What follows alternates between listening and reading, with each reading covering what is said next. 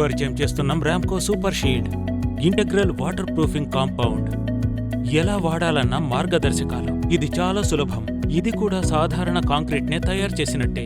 Concrete mixer లో ఏదైనా brand cement ని, అలాగే ఇసుకని మరియు సిమెంట్ ని సాధారణ నిష్పత్తిలో కలపండి.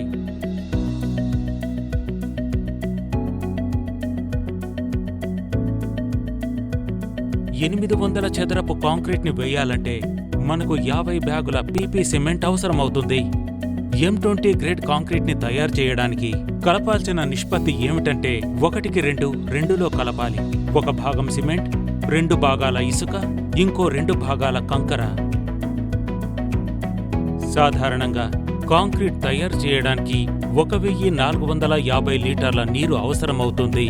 కానీ రామ్కో సూపర్ షీల్డ్తో 1150 లీటర్ల నీరు సరిపోతుంది.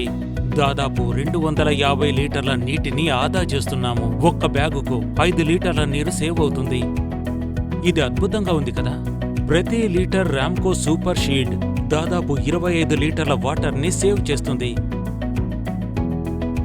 50 కిలోల సిమెంట్ బ్యాగ్ కి కేవలం 200 మిల్లీలీటర్ల రామ్కో సూపర్ షీల్డ్ ఉంటే సరిపోతుంది.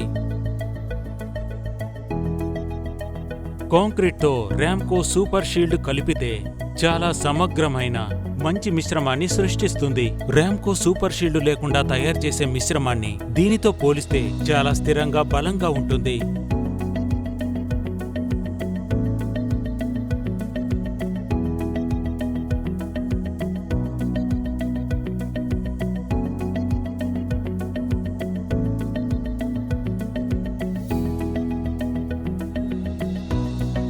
నెక్స్ట్ 28 రోజుల క్యూరింగ్ చేసిన తర్వాత కంప్రెసివ్ రిజల్ట్ ఏంటో ఇప్పుడు చూద్దాము. చూస్తుంటే ఫలితమేదో తెలుస్తోంది. రామ్కో సూపర్ షీల్డ్తో తయారు చేయబడిన కాంక్రీట్స్ సాధారణ క్యూబ్స్ కంటే చాలా బలంగాను, దృఢంగాను మనకు కనిపిస్తోంది.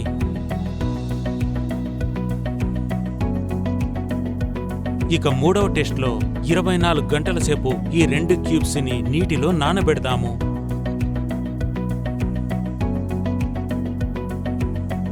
రామ్కో సూపర్ షీల్డ్ ద్వారా తయారు చేయబడిన క్యూబ్ చాలా తక్కువ నీటిని గ్రహిస్తోంది. కానీ పక్కనున్న క్యూబ్ అలా కాదు. దాని వాటర్ ప్రూఫింగ్ పర్ఫార్మెన్స్ ఏంటన్నది ఇక్కడ స్పష్టంగా కనిపిస్తోంది.